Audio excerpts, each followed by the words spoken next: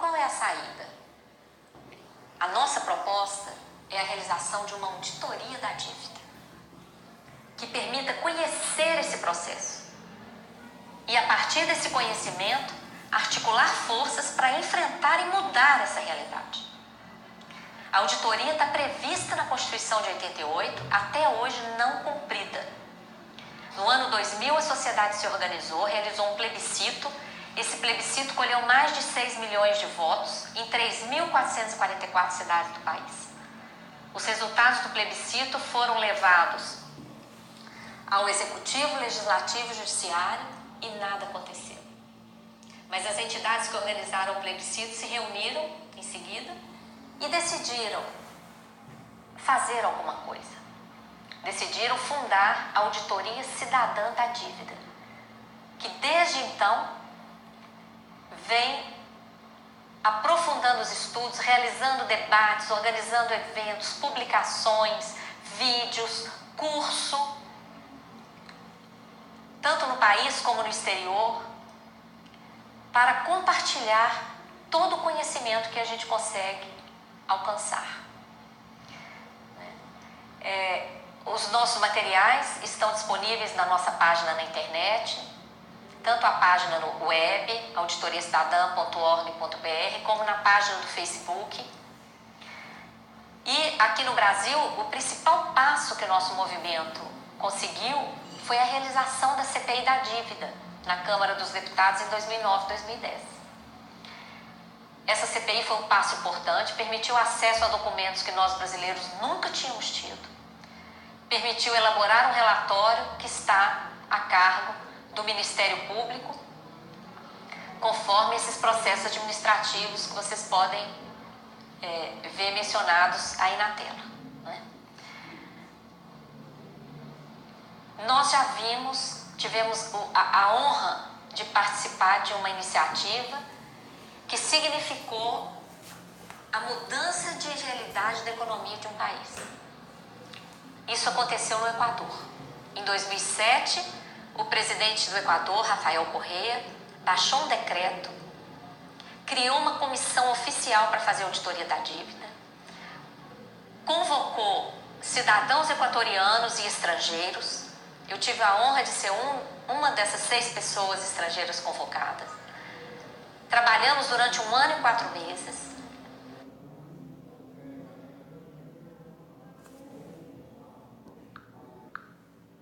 E entregamos um relatório. De posse desse relatório, o presidente Rafael Correa submeteu esses dados a crivo jurídico e, com esse respaldo, ele fez uma oferta pública. Ele chamou assim a responsabilidade por um ato soberano e fez uma oferta pública de recomprar os títulos da dívida externa equatoriana por 30% do seu valor, no máximo. O nosso relatório indicava que 100% estava contaminado e que o Equador já tinha, inclusive, pago muito mais do que devia, principalmente em relação à dívida com bancos privados internacionais, que foi a dívida que nós investigamos.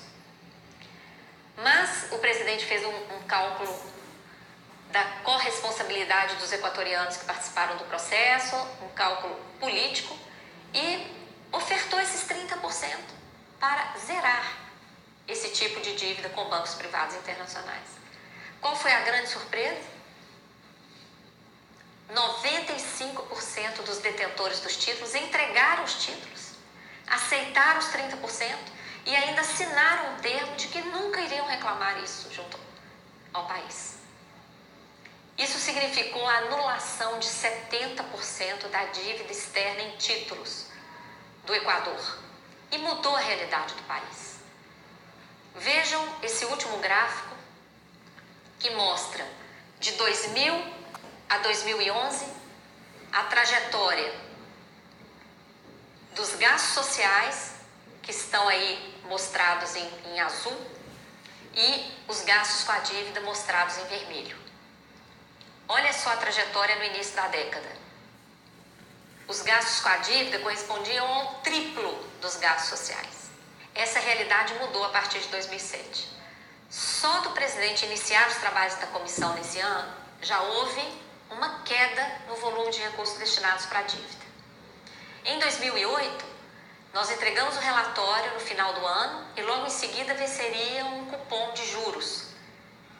O presidente suspendeu esse pagamento dos juros e destinou os recursos integralmente à saúde e educação. Olha a mudança. Pela primeira vez na história, os gastos sociais superaram os gastos com a dívida. Em 2009, quando ele consegue anular 70% da dívida externa em títulos, que era a parte mais cara, mais onerosa da dívida, olha o comportamento dos gastos. Houve uma inversão. Os gastos sociais foram mais que o triplo dos gastos com a dívida. E seguiu com essa trajetória, os gastos sociais superando enormemente os gastos com a dívida. Isso aí já possibilitou, nesse pouco espaço de tempo, a erradicação do analfabetismo, a melhoria salarial, a recuperação do sistema de saúde pública, que já não existia no Equador, foi totalmente recuperada. E investimentos em infraestrutura, transportes, etc. Nós então temos que estabelecer, para concluir, estratégias de ação para enfrentar esse processo.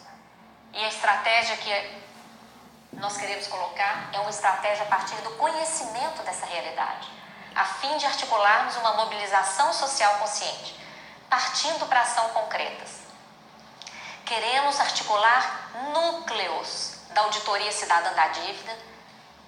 Já temos vários funcionando em diversos estados. Queremos fortalecer esses núcleos e criar novos, para que a sociedade tenha acesso a essas informações e aprofunde cada vez mais esse conhecimento, acompanhando também as investigações do Ministério Público, exigindo a revisão dessa política monetária e fiscal, desse modelo econômico totalmente equivocado, para que possamos atender os direitos humanos, garantir transparência e acesso à verdade. Para ajudar nesse processo, nós temos produzido diversas publicações didáticas para derrubar o mito de que enfrentar esse tema é coisa só para especialistas.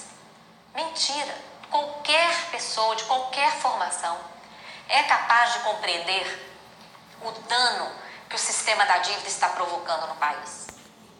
Nossas publicações estão disponíveis na página da editora www.novaeditora.com.br a preços, praticamente preço de custo. Nós esperamos que todos venham a participar dessa luta, a participar dos núcleos, a ajudar a analisar os documentos que nós estamos conseguindo acessar nos diversos estados, para que a gente contribua, fortaleça a cidadania e contribua para mudar essa realidade inaceitável que está imperando no nosso país.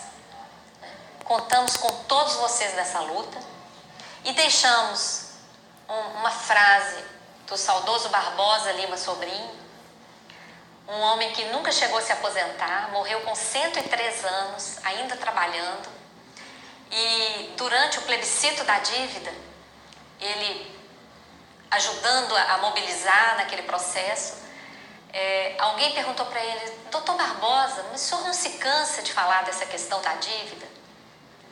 E ele veio com essa frase: quando se trava uma luta, não se deve ter a preocupação com o resultado, mas se é algo pelo qual vale a pena lutar.